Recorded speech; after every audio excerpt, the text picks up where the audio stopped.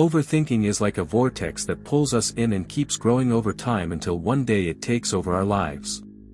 Here, you've entered the danger zone. How?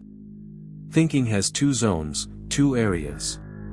The green zone is the safe zone, which is the area of thinking. And if you are here, you are in the right place, because this life is not easy, full of problems and full of decisions that you need to give time to think about. As for the red zone, this is the danger zone, which is the area of overthinking, and it is what makes you just keep thinking and wasting your energy, and as long as you are in it, you will just keep sinking in it. But the question now is, are you in the safe zone or the danger zone? And since the first step to solve any problem is to admit it, the first thing we will start the video with is whether you suffer from overthinking. We will now see a list of situations that you will see if you fall into them, so that you will know if you have this overthinking or not. First, future dreams. Everyone dreams about the future, everyone thinks that they will be well off, live in a nice house and raise their children well. These dreams of the future give us hope, happiness and a good feeling.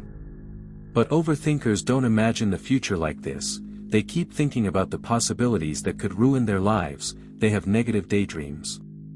In other words, overthinkers are carrying the burden of problems that will happen in the future even though they haven't happened yet.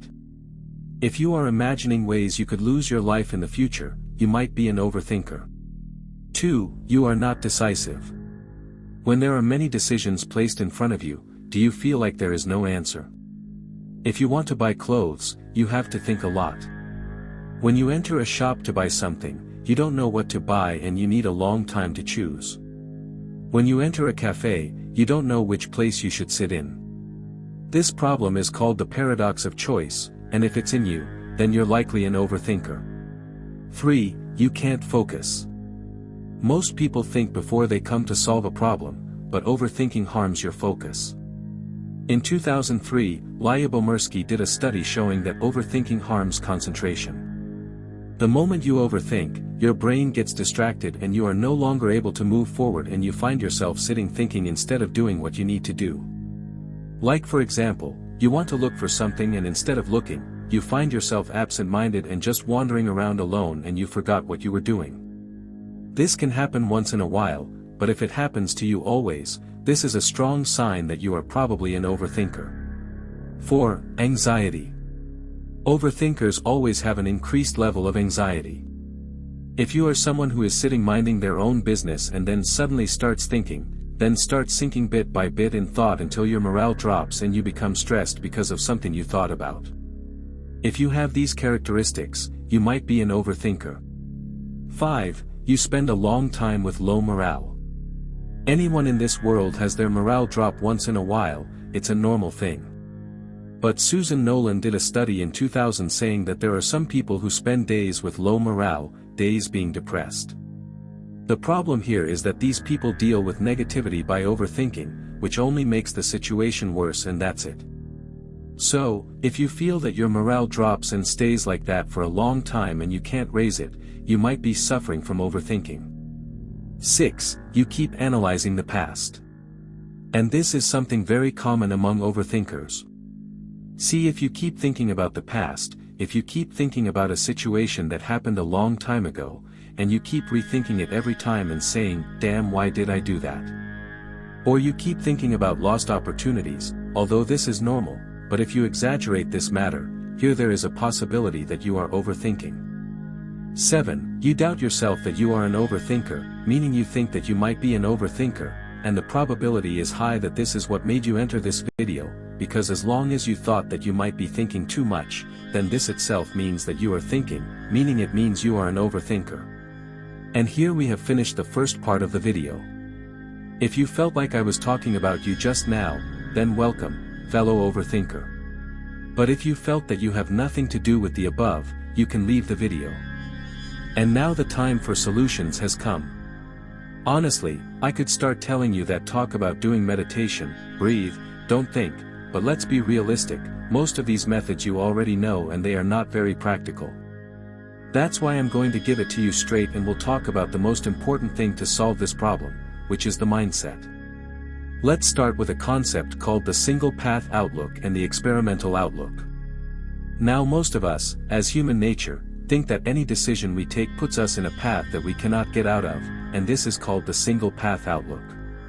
But in reality no, the decision you take only moves you forward a little and stops. Life is long and there are tons of decisions you can take, meaning most of the decisions we take in our lives don't put us in one path, we will always have a chance to go back or turn. And I still remember myself when I got the baccalaureate, I thought that the specialization I would choose would judge my whole life, meaning that's it, if I did informatics, my whole life I would spend it in front of a PC working in some company. And how much I kept thinking about what I should do and how much trouble, but later I found that I could change my specialization at any time. Okay, I didn't change it, but many students later changed their specialization. And this is called the experimental outlook.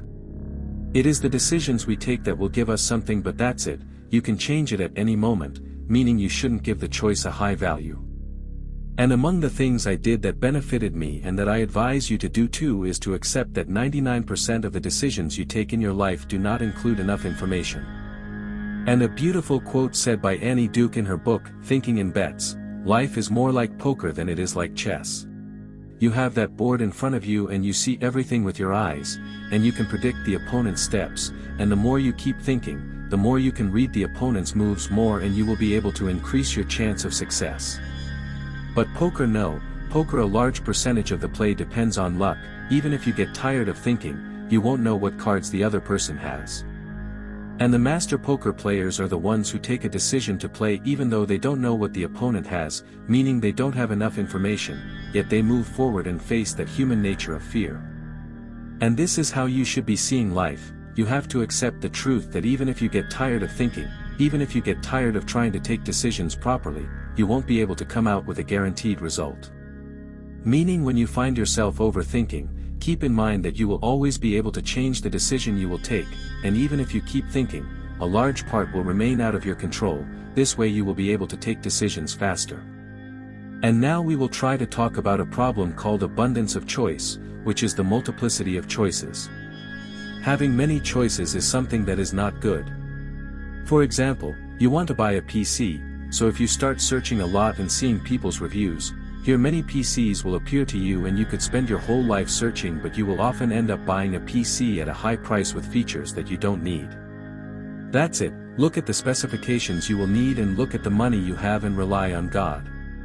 Search a little and just buy, because even if you search and think a lot, there won't be a big difference, so you have no reason to waste time and energy and maybe even money.